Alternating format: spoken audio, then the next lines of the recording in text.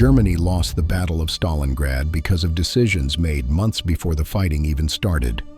Between August 1942 and February 1943, more than 800,000 German and Axis soldiers fought in one of the largest battles of the Second World War. The Sixth Army, one of the most powerful forces in the German military, advanced toward a city on the Volga River. By the time these troops reached Stalingrad, they were already weakened by extreme heat, widespread disease, and supply shortages. They then fought for months in conditions that removed every advantage they had. Of the soldiers trapped in the final encirclement, only about 6,000 ever returned to Germany. Most accounts of Stalingrad focus on the brutal urban combat, the harsh winter, or Soviet determination.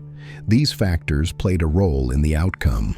However, they do not explain why Germany committed so many forces to a battle it could not win. The real causes of the defeat were already in place before the first German units entered the city. The Nazi dictator's obsession with capturing a city that bore Stalin's name led him to prioritize symbolism over sound strategy. Supply lines were stretched far beyond their capacity, leaving troops without adequate food, fuel, and ammunition. German tactics and equipment were designed for fast-moving warfare in open terrain, not close quarters fighting in destroyed buildings. The arrival of winter helped Soviet forces far more than it hurt them, and the Romanian, Italian, and Hungarian armies guarding the German flanks were too poorly equipped to stop a major Soviet attack. Each of these problems developed before the battle reached its worst phase. Together, they made the destruction of the Sixth Army nearly unavoidable. Understanding how this happened requires examining the months and years leading up to the fighting in Stalingrad. Section 1. The Setup. On June 22, 1941, Germany launched Operation Barbarossa, the largest land invasion in military history. The objective was to defeat the Soviet Union before winter arrived. According to Antony Beevor in his book Stalingrad, The Fateful Siege, the Red Army lost approximately 3,500 tanks, over 6,000 aircraft, and around 2 million men in the first 3 weeks alone. In late July, German forces encircled Soviet troops near Smolensk and took approximately 300,000 prisoners. The encirclement at Kiev on September 21, 1941, resulted in what Hitler called the greatest battle in world history, with Germans claiming over 665,000 Soviet soldiers captured. These figures suggested that total victory was near. However, beneath the surface of these victories, serious problems were developing. General Franz Halder, the chief of the German Army General Staff, noted a troubling pattern during this period. At the outset of the war, German planners had expected to face about 200 Soviet divisions. By mid-August 1941, they had already counted 360. The enemy was not collapsing as expected. Instead, new Soviet forces kept appearing faster than the Germans could destroy them. German losses were also mounting at an alarming rate. Wehrmacht casualties had exceeded 400,000 as of late August 1941. The German military was advancing, but it was suffering heavy losses in the process. These were experienced soldiers who could not be easily replaced, and their absence would weaken future operations. The invasion also revealed a basic mistake in German strategic planning. The Nazi leadership had launched the most ambitious land campaign in history without fully mobilizing the German economy for total war. Beevor described this approach as the act of a compulsive gambler who was subconsciously striving to increase the odds against himself. The entire campaign depended on achieving a quick victory, and as autumn 1941 arrived, that outcome was becoming increasingly unlikely. In late September, the German military launched Operation Typhoon, the offensive against Moscow. This attack came too late in the year. The Führer had diverted forces to Leningrad in the north and Ukraine in the south during the summer months. These decisions cost critical weeks of favorable weather that could not be recovered. Then, the weather itself became an enemy. In mid-October, the Rasputitsa arrived. This Russian term refers to the season of mud, when autumn rains transform roads into deep mud that cannot be crossed. Vehicles became stuck up to their axles, supply columns halted completely, and horses drowned in mud holes along the route. The advance slowed to a crawl at precisely the moment when speed was most critical. The difficulties extended beyond weather conditions. As temperatures dropped in November and December, German troops found themselves completely unprepared for the severe Russian winter. They had only summer uniforms, lacked winter-grade lubricants for their weapons, and their vehicle engines froze solid in the extreme cold. During this same period, Soviet reinforcements arrived from Siberia. Intelligence had confirmed that Japan would not attack the Soviet Union from the east, which allowed Stalin to transfer these experienced winter troops to defend the capital. These Siberian soldiers were trained for cold weather operations. They had proper clothing, functional equipment, and the knowledge to survive and fight effectively in conditions that were causing severe casualties among German forces. In December 1941, the Soviets launched a counteroffensive that drove the Germans back from Moscow. The prospect of a quick victory had disappeared. Field Marshal Gerd von Rundstedt, one of Germany's most experienced commanders, wrote during this period that the vastness of Russia was devouring the German army. As 1942 began, the strategic situation was clear. Germany had failed to defeat the Soviet Union in a single campaign. The war would continue into a second year and beyond, with enormous casualties and severe equipment losses already sustained. The question now was what course of action to pursue next, and the answer would lead directly to Stalingrad. Section 2. The Road to Stalingrad. In the spring of 1942, German commanders began planning a new offensive for the summer. The main goal was to seize the oil fields of the Caucasus region in the southern Soviet Union. These oil fields at Maikop, Grozny, and Baku were essential for Germany's war effort. Without oil, the tanks would stop, the planes would not fly, and the entire military machine would grind to a halt. Under this original plan, called Operation Blue, the city of Stalingrad was not supposed to be captured. It was only meant to be neutralized. German forces would advance to the Volga River and cut off the city, protecting the northern flank of the army, moving south into the Caucasus. The city itself had no real value beyond this defensive purpose. This plan made strategic sense. It focused resources on a clear objective while avoiding unnecessary fighting for a city that produced nothing Germany needed.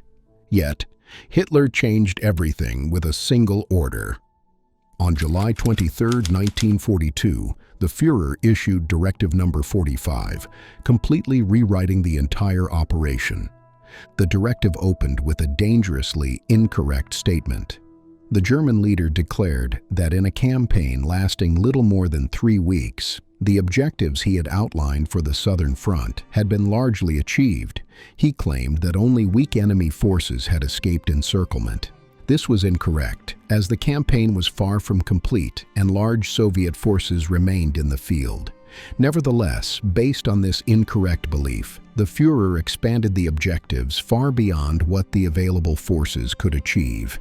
Under the new directive, the Sixth Army would no longer just advance to the Volga River. It would take and occupy Stalingrad. Paulus was also ordered to send motorized groups down the Volga all the way to Astrakhan on the Caspian Sea. At the same time, Army Group A was ordered to seize the entire eastern coast of the Black Sea and most of the Caucasus Mountain region. Field Marshal Wilhelm List, who commanded Army Group A, stared at this order in disbelief. The objectives were impossible for the forces he had been given. General Halder recorded his concerns in his diary during this period. He wrote that the constant underestimation of enemy strength was becoming grotesque and was now dangerous. But the directive contained an even more dangerous flaw. The new plan created what military planners call the division of forces. German troops were now split between two major objectives that were hundreds of miles apart.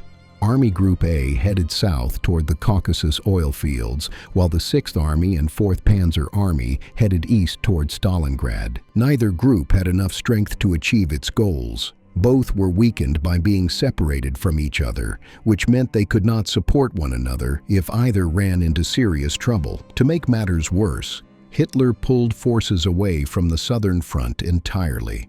The 11th Army under General Erich von Manstein, which had just captured the fortress of Sevastopol, was sent north to the Leningrad front. Elite divisions like Großdeutschland and SS Leibstandarte Adolf Hitler were transferred back to France, far from where the main fighting was happening. These decisions made no sense if the goal was to win the campaign in the south. They only made sense if the Führer believed victory was already assured, which it was not. Meanwhile, a dangerous gap was forming along the flanks.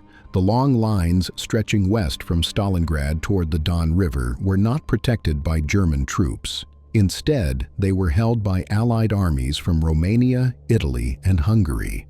The Romanian Third Army held the line north of Stalingrad. The Romanian Fourth Army held positions to the south, while the Italian Eighth Army and Hungarian Second Army extended even further west. These Allied forces were large in number. Together, they fielded hundreds of thousands of soldiers. However, they lacked adequate equipment for the operations ahead. They lacked anti-tank weapons capable of stopping Soviet armor, their artillery was outdated, and their soldiers were not as well trained as German troops. Many were not motivated to fight and perish far from their homelands for German objectives. German officers recognized this weakness and warned that the flanks were dangerously exposed, but these warnings were ignored at the highest levels. As late summer arrived, the 6th Army was marching towards Stalingrad with weakened support on both sides and supply lines stretching over enormous distances. The army moving into the Caucasus was even more isolated. The conditions for a disaster were already in place before either objective had been reached.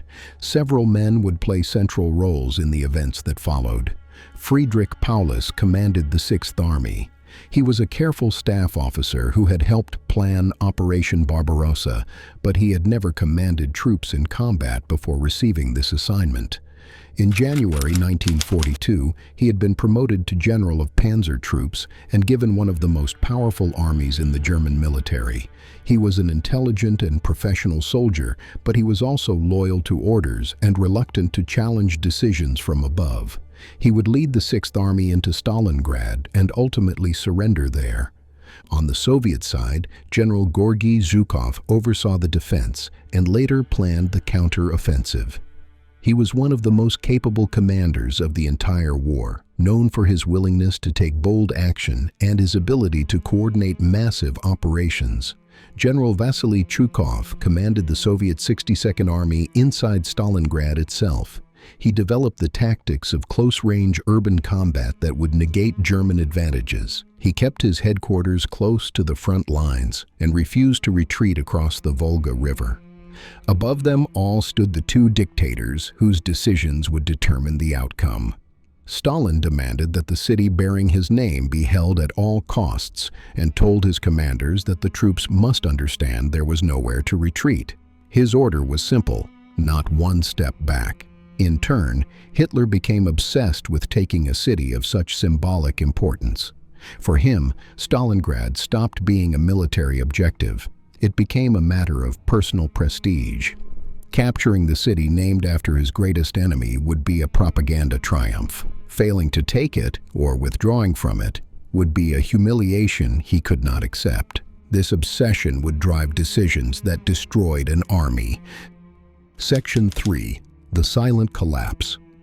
The symbolic importance of Stalingrad began to drive decisions that made no strategic sense at all. The city had been called Tsaritsyn before the Russian Revolution, but Stalin had renamed it after himself to commemorate his role in defending it during the Russian Civil War. Originally, the German operation aimed to protect the flank of the army moving into the Caucasus to seize oil. However, once the 6th Army became locked in combat inside Stalingrad, this purpose was forgotten. Although the city's industrial facilities, including a large tractor factory that had been converted to tank production, were destroyed by German bombing and reduced to burned-out ruins, the battle continued because the name on the map could not be surrendered. The obsession with symbolism went beyond military calculations. During the fighting, Paulus chose a grain silo as the symbol for an army badge to commemorate the victory. This early celebration proved mistaken, as the victory never came and the badge was never issued. As the battle continued through September and October 1942, the German position became increasingly difficult. Progress was measured in yards, while casualties mounted daily. A rational assessment would have suggested limiting objectives or pulling back to stronger defensive positions for the winter. Instead, the Führer refused to consider any withdrawal. According to historian Beevor, during a midday conference at his headquarters, he told General Kurt Zeitzler, the Army Chief of Staff, that retreating from Stalingrad was impossible.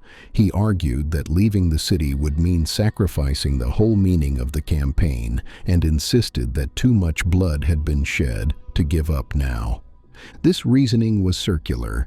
Germany had to keep fighting because they had already been fighting, with losses justifying more losses.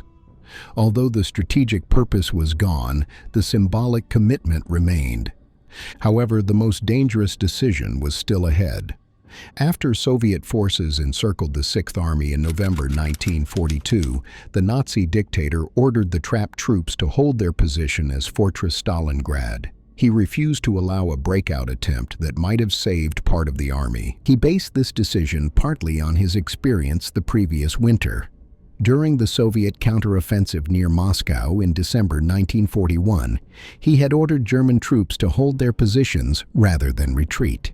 This order had prevented a chaotic collapse and probably saved Army Group Center from complete destruction. Now he applied the same thinking to Stalingrad, even though the situations were completely different. Outside Moscow, German troops had held a continuous defensive line. At Stalingrad, they were completely surrounded with no way to receive adequate supplies. The Führer also believed that any retreat would lead to complete collapse. He had once stated that when a unit starts to flee, the bonds of law and order quickly disappear. Fearing that the Sixth Army would disintegrate in the snow if they attempted a breakout, he ordered them to stay and die instead. Beevor compared this disaster to a tale by the Russian writer Leo Tolstoy called "How Much Land Does a Man Need?" In the story, a peasant named Pahom tries to claim as much land as he can walk around in a single day. He runs farther and farther, always wanting more until the effort kills him. As he perishes, he thinks to himself that he has grasped too much and ruined the whole affair. The difference at Stalingrad, the historian observed, was that it was not a single man buried there in the steppe. It was hundreds of thousands of them. Meanwhile, a separate crisis was developing behind the front lines. The German supply system was collapsing under the strain of the advance. The problems began with the railroads. Because Soviet railways used a wider gauge than German ones, every mile of track had to be relayed to allow German trains to pass. Unable to keep pace with the advance, this work fell behind while supply trains backed up hundreds of miles behind the front lines, creating massive bottlenecks. The roads presented an even greater challenge. Although German maps showed highways connecting major Soviet cities, these highways turned out to be dirt tracks on the ground. Rain transformed them into rivers of mud that swallowed vehicles up to their axles, while dry conditions produced clouds of fine dust that clogged engines and caused constant breakdowns. Replacement parts were in desperately short supply.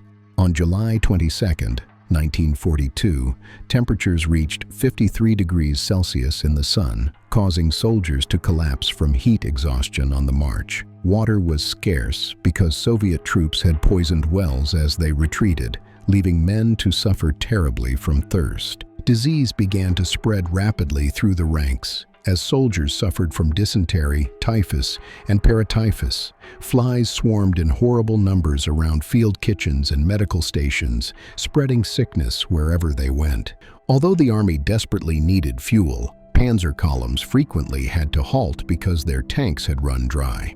The Führer diverted almost every available transport aircraft to deliver fuel to the stalled armored units, which meant other supplies, including food and ammunition, could not get through in adequate quantities. Infantry soldiers marched up to 40 miles per day, carrying 55 pounds of equipment in the extreme heat. So exhausted that some fell asleep while walking, men were dying simply from exhaustion before any major combat had even begun. One unit recorded 14 deaths from this cause in just 6 days. The lack of vehicles forced the army to use desperate measures. Motor transport was so scarce that the army relied heavily on pange wagons, small peasant carts pulled by horses. These were gathered from hundreds of miles around, stripping the countryside of its basic transportation. Then, just before the Soviet encirclement, a critical mistake was made. 6th Army Headquarters ordered the Army's horses withdrawn to the west. The goal was to reduce the supply burden by moving the animals where fodder was more available. When the Soviet trap closed, the Army discovered it had no way to move its heavy equipment without fuel. The horses were gone, and the fuel was not coming. The armored forces were in particularly poor condition. Tank crews were sent into Stalingrad to fight as infantry because there were not enough working tanks for them to operate. Later, when vehicles were finally repaired or replaced, the panzer divisions found they lacked trained crewmen to operate them. As the 6th Army approached Stalingrad, it was already weakened by heat, disease, exhaustion, and critical supply shortages. The army had not yet faced serious combat, yet the nature of the fighting ahead would turn every remaining advantage into a weakness. Section 4. Combat in the Ruins. In September 1942, the fighting inside Stalingrad began in earnest. German forces expected to take the city within days. They had overwhelming advantages in tanks, artillery, and air power, having captured cities before without serious difficulty. Instead, they entered combat that would last for months. The Germans called it Rattenkrieg, which meant War of the Rats. Combat took place in destroyed buildings, flooded cellars, and factory sewers, with men fighting for single rooms, single floors, and single staircases. Tanks tried to climb over mounds of rubble and push through wrecked factory floors, their tracks screeching against twisted metal. Progress was measured in yards, sometimes in feet. The style of warfare that had won Germany so many victories no longer worked. German military success had been built on Blitzkrieg, the Lightning War. This approach used fast-moving tanks, motorized infantry, and close air support to break through enemy lines and encircle large forces. It worked brilliantly in open countries like Poland and France, where speed and coordination could be used to full effect. In Stalingrad, none of this applied. The rubble-filled streets stopped tanks, while destroyed buildings blocked lines of sight. Radios could not communicate through the maze of ruins, causing units to lose contact with each other. The Luftwaffe could not bomb positions that were just yards away from German troops without killing their own men. General Vasily Chuikov, the Soviet commander inside the city, understood this perfectly. He ordered his men to keep the front line within 50 yards of the Germans at all times. At that range, German artillery and aircraft could not fire without hitting their own positions. Chuikov called this tactic hugging the enemy, which turned the German advantages into weaknesses. The main railway station in Stalingrad changed hands 15 times in just 5 days. Each time one side captured it, the other took it back in relentless and exhausting fighting. The destruction itself became an advantage for the defenders.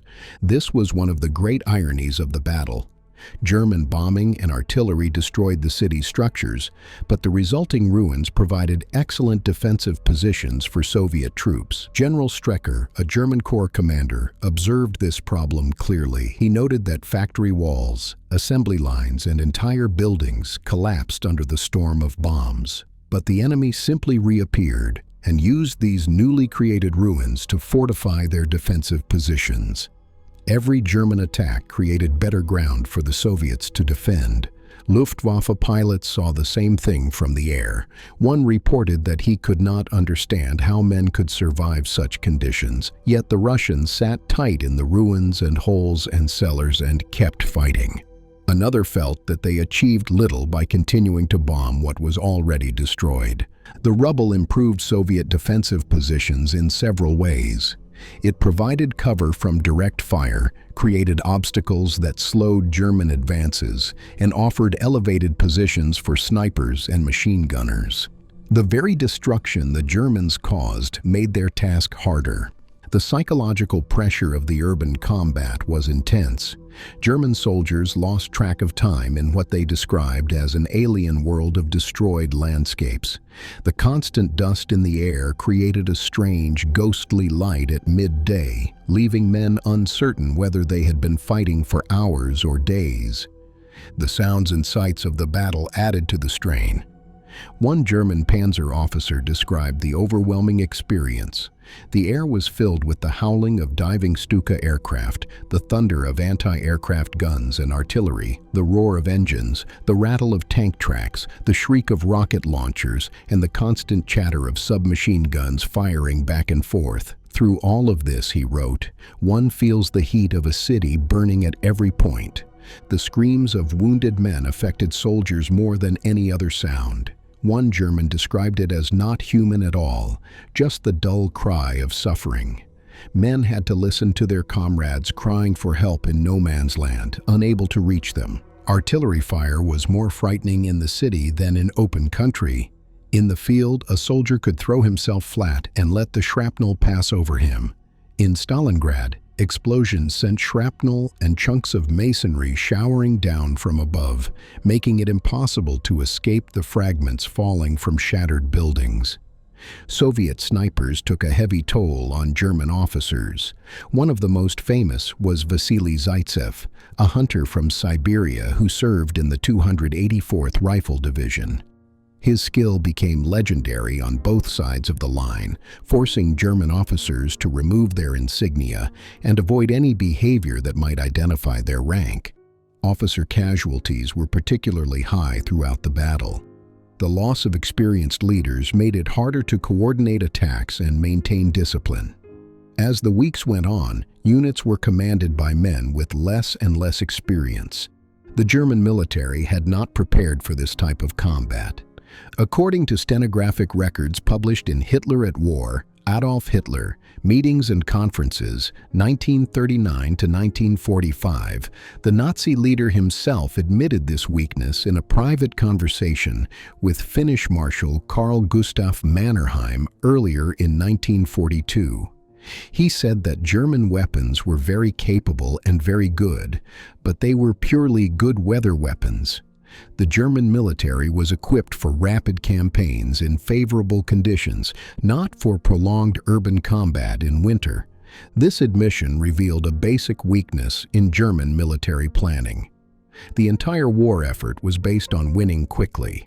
When quick victory proved impossible, the limitations of German equipment became critical. In November 1942, winter arrived with full force. The temperature dropped rapidly, snow covered the ground, and ice formed on the Volga River, growing thicker by the day. For the German forces, this was a disaster. Troops lacked proper winter clothing, with many still wearing summer uniforms from the advance across the steppe. Weapons malfunctioned in the extreme cold, oil froze in engines, and frostbite casualties mounted rapidly. Men who had been suffering from heat and thirst just 4 months earlier were now freezing to death in the rubble. The army had gone from one extreme to the other without ever receiving proper equipment for either condition. However, winter did not simply punish both sides equally. It actively helped the Soviets. The frozen Volga River became a highway for supplies. During the autumn fighting, Soviet forces had to ferry everything across the river under German artillery fire and air attack. Many boats were sunk, with severe casualties among the crossing troops. Once the river froze solid, trucks and even tanks could drive directly across the ice into the city. Reinforcements poured in, while ammunition and food arrived in quantities that had been impossible before. The frozen river transformed Soviet logistics. Soviet troops were also far better prepared for winter fighting. Many came from Siberia and other cold regions of the vast Soviet Union. They had proper clothing, including quilted jackets, felt boots, and fur hats, along with winter camouflage. Their weapons were designed to function in extreme cold, and they knew how to survive and fight in conditions that were killing Germans by the thousands. Nature had become a weapon that worked for only one side. The German forces were slowly freezing and starving while their enemy grew stronger with each passing week. At the same time, the German flanks were about to collapse. The positions protecting the 6th Army at Stalingrad were held by Romanian, Italian, and Hungarian forces. These Allied armies were numerous but weak, lacking the equipment and training to withstand a major Soviet attack.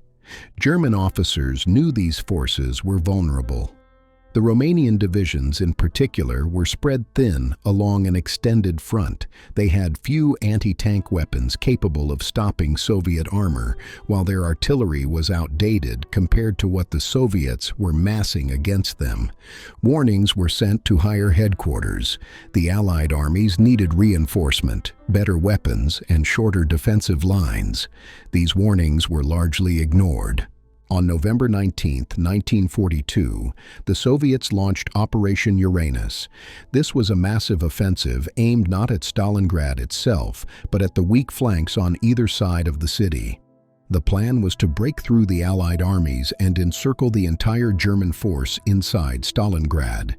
The Romanian Third Army north of the city was hit first. The attack was overwhelming, with thousands of Soviet artillery pieces opening fire along a wide front before tanks and infantry poured through the gaps. Romanian troops fought bravely in some sectors, but they simply did not have the weapons to stop the assault. Their anti-tank guns could not penetrate Soviet armor, causing their positions to collapse sector by sector. The following day, November 20th, the Soviets attacked the Romanian Fourth Army south of Stalingrad. The same pattern repeated, and within hours, the southern flank was crumbling as well. On November 23rd, Soviet forces from the north and south met at the town of Kalach, west of Stalingrad. The Sixth Army was completely surrounded. Over 250,000 German and Allied soldiers were now trapped in a pocket that would shrink steadily under constant Soviet pressure. The encirclement had taken less than 5 days to complete.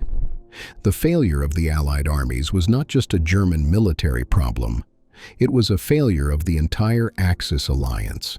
Germany had stretched its forces so thin across the Eastern Front that it absolutely needed allies to hold critical positions. Yet it had not given those allies the weapons or support they required to hold those positions. On December 18th, the Italian Eighth Army also collapsed under Soviet attack further west along the Don River. General Walter Warlimont, a senior staff officer at German headquarters, called this a decisive factor in the fate of Stalingrad. The path for Soviet forces to push even deeper behind German lines was now wide open. The weakness of the Allied forces was known before the battle. It was a predictable failure that turned a risky plan into a doomed one. Nevertheless, one final chance remained to save the trapped army. Field Marshal Erich von Manstein was given command of a newly formed Army Group Don and tasked with breaking through to rescue the Sixth Army. His relief operation, called Winter Storm, began on December 12th using the 4th Panzer Army. The relief force fought hard and made progress through the Soviet lines. At one point, advance units came within 35 miles of the encircled troops at Stalingrad. The men inside the pocket could see the flashes of gunfire on the horizon, making rescue seem possible, but the forces Manstein had been given were simply too weak for the task. The armored units sent to break through were badly under strength. According to Beevor, the 38th Panzer Corps, which was supposed to counter Soviet offensives, had only about 30 working tanks. The 22nd Panzer Division discovered that mice had gnawed through the electrical wiring on their vehicles during storage, disabling many of them. The division was so short of fuel that it had to borrow from Romanian reserves just to begin moving. Meanwhile, the Nazi dictator continued to block efforts to save the army. For the relief operation to succeed, the Sixth Army needed to attempt a breakout toward the approaching rescue column. The two forces would meet in the middle. Manstein requested permission for this breakout repeatedly, but the Führer refused. He also held back divisions that could have strengthened the relief force and released reserves too late for them to make a difference. General Zeitzler later made a bitter assessment of this pattern, saying that everything the Führer did was always to throw a monkey wrench in their plans. Manstein himself noted that the risk his army group was taking was extraordinary. He believed there was probably no better proof against the claim that his generals could not take risks than the desperate thrust of the 4th Panzer Army toward Stalingrad. Yet even this bold effort was not supported properly from above. As December ended, the relief operation had failed.